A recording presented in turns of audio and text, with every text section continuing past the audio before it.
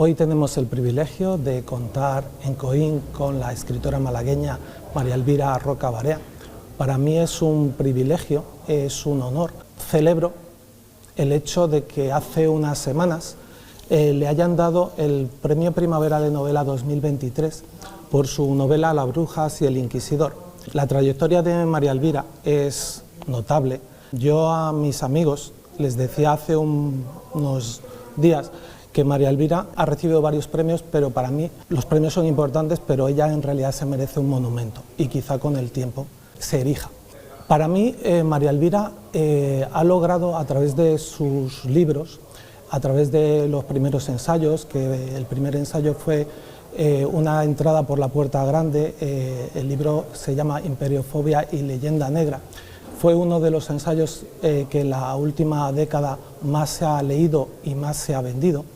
Y con él y con el resto de sus libros, lo que desde mi punto de vista hace María Elvira, y ella nos dirá si es cierto o no, es quitarnos un peso y una espina que teníamos clavada los españoles, que teníamos un sentimiento heredado de culpabilidad por algo que quizá nuestros antepasados no habían hecho. Y tú tienes el mérito de explicarlo con elocuencia y de liberarnos de ese peso terrible que teníamos y tenemos todavía los españoles. Bueno, primero tengo que empezar dándote las gracias por tan amabilísima recepción. Esta es también mi comarca, es decir, yo he estado mucho tiempo en el Instituto del Pueblo de al lado, como sabes, y así que yo soy de la Sarquía, pero que la comarca del Valle Guadalhorce también es comarca mía. Por muchos años he venido todos los días a trabajar, ¿no? O sea que esta es también un poco mi casa, es también mi tierra, sí.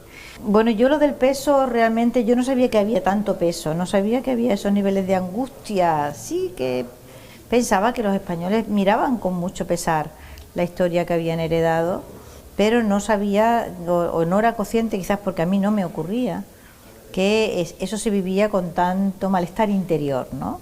Y es cierto que ese malestar interior era muy intenso, y yo lo he podido percibir porque bueno, he dado muchas conferencias en muchos sitios de España, y la gratitud con que la gente te viene a saludar y como si fuera algo que tú has hecho por su vida, ¿no? Eso me causaba al principio una especie de desazón, que no sabía a dónde ponerla o qué hacer con ella, ¿no? Y después comprendí que realmente no era una frase hecha esto de que los españoles llevaban su historia como el que arrastra unas cadenas, ¿no? Que esto era una gran verdad, ¿no? No debía ser así, pero el hecho es que así era. Y lo hemos descubierto porque no sabíamos que no era así o que no debía ser así.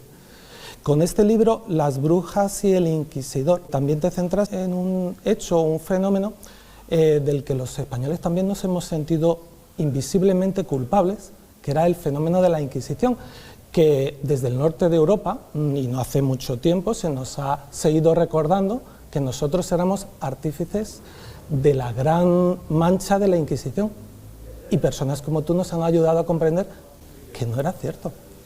Bueno, es que la Inquisición se transforma cuando las grandes batallas geopolíticas contra el Imperio Habsburgo, pues se fragua, digamos, los dos pilares fundamentales que son Inquisición y Conquista, siguen siendo a día de hoy los dos pilares fundamentales de la leyenda negra, ¿no? Entonces, aíslas la Inquisición de su contexto, la transformas en un fenómeno excepcional cuando no lo fue, en el sentido de que en toda Europa occidental se velaba por la pureza religiosa. O sea, esta idea fantástica de que la gente podía ser cristiana de la forma en que le apetecía, esto era falso de toda falsedad. Aquí y en el Principado de Sajonia y en Inglaterra y en Suecia, o sea, hasta los años 70 ha habido leyes encaminadas a proteger la religión nacional, sea cual sea la religión nacional, sea anglicana, sea la que sea. Y la Inquisición era esto, lo mismo que había en otros sitios, y no era, ni fue especialmente cruel, ni fue especialmente oscurantista, ni especialmente dura, era lo que había en ese tiempo. De hecho, en España no fue más cruel que en el resto de los países de Europa.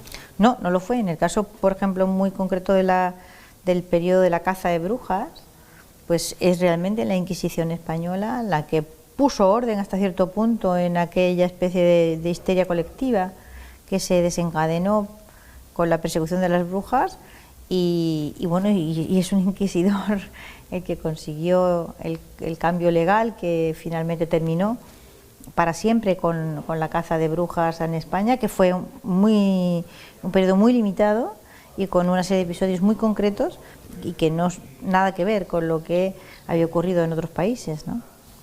Tú le dedicas el libro a Alonso de Salazar y Frías, a su memoria. ¿Tenemos poca memoria? Bueno, últimamente realmente hay que reconocer que la historia está de capa caída, en el sentido de que, pero en España en todas partes, o sea, se estudia muy poca historia, se estudia muy mal, se estudia muy tarde y por lo tanto los conceptos con los que la gente se maneja ya a una edad medio adulta pues son muy simples y, en fin, que después de haberse producido un gran desarrollo del conocimiento de la historia a lo largo del siglo XIX, que es cuando, bueno, Mesopotamia, Egipto, en fin, hay una ampliación del tiempo histórico fenomenal. Ahora lo que se está produciendo es un achicamiento, estamos en un camino al revés, ¿no? Y entre eso y que la memoria, a mí no me gusta esa expresión, pero entre que nuestros conocimientos de historia ya estaban muy sesgados por determinados motivos, pues está claro que los españoles, pero yo creo que los españoles y todos los hispanos en general, viven en un marco conceptual histórico que está completamente trastornado. Y en ese sentido tienen una desventaja, porque no comprenden muy bien su presente, porque no pueden con las herramientas que les han enseñado históricas, no pueden comprender su pasado. Por lo tanto, en el presente se mueven con mucha dificultad y cometen muchos errores. ¿Están confusos con su propia identidad? Es que yo no creo que esto tenga que ver con la identidad. A mí el uso de la palabra identidad ha terminado ya por darme urticaria. La identidad se la fabrique cada uno como quiera. Esto es historia y tenemos que conocerla porque si no, no sabemos el motivo por el que estamos hoy aquí en este sitio. Por ejemplo, ¿no? Si aterrizamos tú y yo aquí de repente, ¿no?, y nos intentamos orientar, pues alguien, si no nos explican que esto ha sido una fábrica de medias, que después fue rehabilitado, etcétera, etcétera, no sabemos dónde estamos. Tan sencillo como eso, o sea, en una cosa tan elemental como esta. Y entonces, los 500 millones de seres humanos que hablan español están en una posición en el mundo en la que simplemente no pueden comprender cómo han llegado hasta ahí, porque desconocen un montón de cosas que es preciso conocer, para que entiendan cuál es la realidad suya de su presente. ¿De quién es la responsabilidad de que lo conozcan? Esto es un problema muy complejo, difícil para explicarlo en una pequeña entrevista. Es un problema muy, muy complejo. Yo últimamente ando utilizando la metáfora de las habitaciones cerradas. Es decir, ha habido problemas históricos en épocas distintas que, una vez pasados, en vez de levantar las alfombras y contar las cosas que habían pasado para que se entendieran los problemas que había dejado esto, lo que se hizo fue ir cerrando habitaciones. Y entonces, a base de ir cerrando habitaciones, que nunca se entra en ellas, pues estás como viviendo en una casa cuyo plano no puedes comprender, estás completamente despistado. Entonces, pues por ejemplo, se cerró la habitación del enorme conflicto que supuso el cambio de dinastía. Y eso lo despachamos con una información que aparece en los libros de texto, que lo llama guerra de sucesión, y aquí paz y después gloria. No, eso fue una guerra mundial, y las consecuencias de esa guerra fueron gravísimas, y hubo una represión tremenda, y hubo un cambio de dinastía que fue muy violento, muy abrupto, y vino a reinar una dinastía que había sido la mayor enemiga de la dinastía anterior. Y para que se entienda las consecuencias que todo eso ha tenido, tal y como lo explicamos, no se puede explicar, porque las consecuencias de ese cambio de dinastía están vivas a día de hoy. Esa es una habitación cerrada que no hay quien la abra, porque claro, es que tropiezas con la monarquía. Enorme problema. ¿Qué es lo que explica que el imperio hispánico se fragmentara en veintitantas naciones. Porque, por ejemplo, cuando Portugal, sus territorios de ultramar se independizan, permanecen unidos. Pero ¿por qué la monarquía hispánica se fragmenta en tantos países? Pues ahí esa es otra habitación cerrada, ahí no puedes tocar, porque entonces hay que bajar de los pedestales a los libertadores, que están santificados y no se les puede tocar. Entonces otra habitación cerrada más, y tú sigues sumando, entonces vas sumando habitaciones cerradas y lo que te encuentras es en el siglo XXI, pero ahí también a lo largo de todo el siglo XX, pues una comunidad enorme en el mundo que sigue teniendo una lengua muy cohesionada, que mantiene unos vínculos culturales estrechísimos, que es identificada como tal comunidad por todo el mundo desde el exterior que la ve, sin ninguna dificultad. La ve, los hispanos ahí están. Sin embargo, pues toda esa gente, y son muchos millones, no saben comprender cuáles son los problemas que tienen en el presente y por qué los tienen. Van a buscar las explicaciones, las soluciones y las causas allí donde no están, porque no pueden hacer una identificación racional y con verdadero conocimiento de causa de los problemas que tienen. De esa manera el problema no se puede resolver si no vamos a las causas reales del problema. Efectivamente, el problema es gordo. En esta casa, por tanto, no se puede respirar tan bien como si pudiéramos abrir todas las ventanas y todos los pasillos y abriéramos las puertas para que se ventilase. No se puede respirar muy bien, pero sobre todo se generan incesantemente cortinas de humo, es decir, falsas explicaciones para problemas actuales que no son soluciones, sino que son otras formas de problema o de huida de la explicación racional, porque las que podrías dar, pues como no se puede nombrar, porque hay ciertas cosas que no se pueden tocar, pues entonces te dedicas, ¿sabes?, a hacer bordado de ganchillo, ¿no? Empiezas a organizar explicaciones y tal, y bueno, como cortinas de humo, realmente no sirven para nada. Tan no sirve para nada, tú piensas que ahora mismo a cualquiera que tenga un buen nivel cultural, mexicano, chileno, aragonés o de Extremadura, y decir, ¿tú sabes por qué cuando se fragmentó la monarquía hispánica se fragmentó en tantas naciones? ¿O por qué tiene tantos problemas territoriales España, pero también Hispanoamérica ahora mismo, en potencia de fragmentarse varias naciones de Hispanoamérica claramente? Y no te sabrá contestar. Aunque tenga mucha cultura, no te sabrá contestar, ni siquiera imaginará por dónde pueden venir esos problemas, como si fueran una cosa de la naturaleza. No, no son una cosa de la naturaleza. Son el resultado de problemas estructurales que quedaron ahí en un momento determinado y siguen actuando en el presente, ¿no? ¿Qué cree María Elvira que, por lo que es importante su magisterio, con conferencias, con entrevistas como esta, cuál es la función que te gustaría que tuvieran tus palabras para la ciudadanía, para ese mundo hispano que comparte una misma lengua?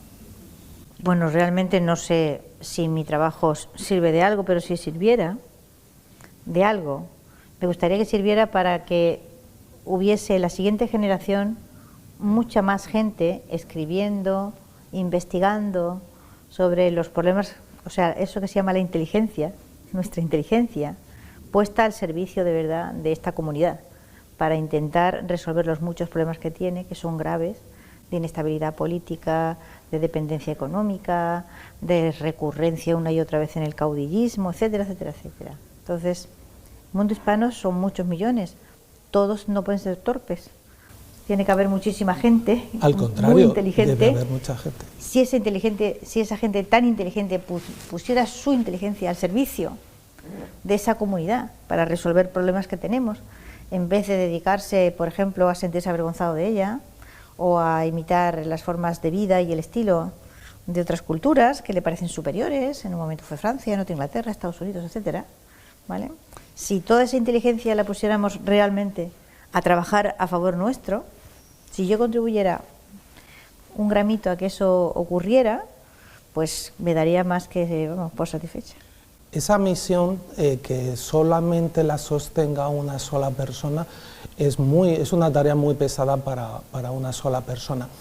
María Elvira reconoce a su alrededor colegas que están ayudando a cambiar la visión que teníamos sobre la historia mundial, porque es una historia mundial. ¿Reconoces otras voces que te gusta escuchar y que dices gracias porque desde otro lugar del planeta o desde España me estás ayudando a consolidar y que la gente no crea que lo que defiendo es fruto de mi imaginación, es fruto de mi locura,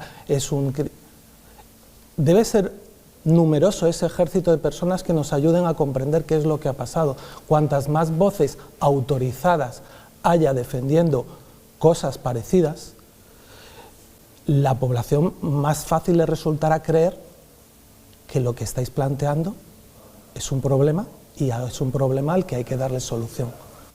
Siempre ha habido y hay.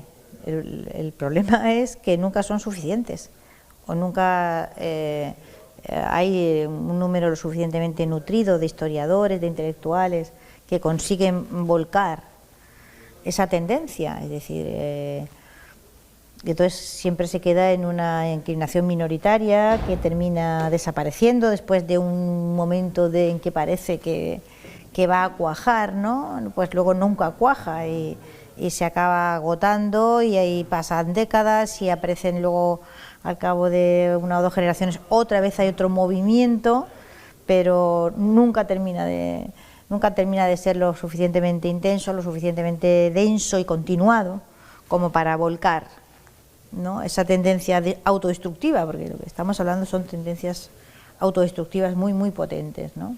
Y que por supuesto que hay, todo lo que sé lo he aprendido en los libros y esos libros los han escrito gente, o sea que claro que hay un buen montón. Entonces, ¿no estamos ante un punto de inflexión? No. Cuando has participado también en algún documental, un documental muy interesante que también por el poder que tiene la televisión o por el poder que tienen los medios audiovisuales, ha podido ver mucha gente, me refiero concretamente a España, la primera globalización. Y cuando yo creo que, para mí, igual que tus libros, es un material que deberían de trabajarse en todos los institutos de España. No sé si todos los profesores les gustaría apoyarse en ese material, no sé si todos los profesores lo conocen, pero cuando uno asiste tanto a la lectura de tus libros como a ese documental, se lleva muchas sorpresas, muchas alegrías y creo que empieza a cambiar la mirada de todos esos. Entonces, ¿a ti te parece importante, cómo de importante te parece que documentales o trabajos en esa línea sean vistos por una mayoría de la población? Cambiarían muchas cosas. Mire, no hemos sido capaces siquiera de fabricar libros de texto que sean no ya útiles para la construcción de nuestros países, construcción de Chile, de México, de España, sino ni siquiera no destructivos. Es decir, o sea que me decías, no estamos en un punto de inflexión, no. Es decir, teniendo libros de texto adecuados, libros de texto que son lo que forma a las nuevas generaciones, libros de texto que es lo que la gente se le queda en su cabeza cuando no son especialistas, ¿no? Porque todo el mundo no va a la facultad a estudiar historia y tal, o sea, la mayor parte de la gente tiene una noción de su propio país y de su comunidad que la ha aprendido en el colegio en unos años pues de infancia y adolescencia y con esas ideas se queda en la cabeza. Entonces, cuando no hemos sido capaces siquiera de fabricar libros de texto adecuados, entenderá usted que la inflexión es muy difícil que se produzca. Es decir, yo he tenido mi libro de cuarto de la ESO, de Oxford, en el que decía que España no había tenido ilustración por culpa de la Inquisición y que le importó de Francia. Eso es lo que yo me veía obligada a enseñarle, que no le enseñaba. Pero lo siguiente que producía era una esquizofrenia. Pero claro, leíamos el libro, donde leíamos aquello y decía, esto es falso. ¿Tú se lo aclarabas? Sí, yo se lo aclaraba, pero eso no crees que es beneficioso, porque lo que le generas al alumno es una especie de descoloque de cómo que lo que dice mi libro de texto no es verdad. Claro, te ves en la tesitura de decir, no, entonces lo que yo le enseño a mi alumno de 16 años es que en España no ha habido ilustración por culpa de los libros de texto y entonces tuvimos que importar la de Francia. 3 barbaridades, como 3 catedrales. O le genero una duda metafísica acerca de la verdad de lo que dicen los libros de texto. Tampoco te creas que es fácil, ¿sabes? O sea, que hagas sí, lo que hagas. le pone en duda todos los capítulos de su libro de texto. Entonces, claro, es que me pego un tiro en el dedo meñique o me lo pego en el dedo gordo. Y desmotivamos para que siga investigando, que es de lo que se trate. Entonces, y estamos hablando de libros de texto que, bueno, que están ahora mismo por esos mundos de Dios. Yo tengo una colección, vamos, de barbaridades en los libros de texto, ¿no? Entonces, ni siquiera eso que es como básico, ¿no? Que es como fundamental, que es lo que forma el tejido de la población, que es el que traba a un país y le da seguridad o inseguridad. Después de cuánto tiempo, Dios mío, no hemos sido siquiera capaces. O sea, España tiene los libros de texto.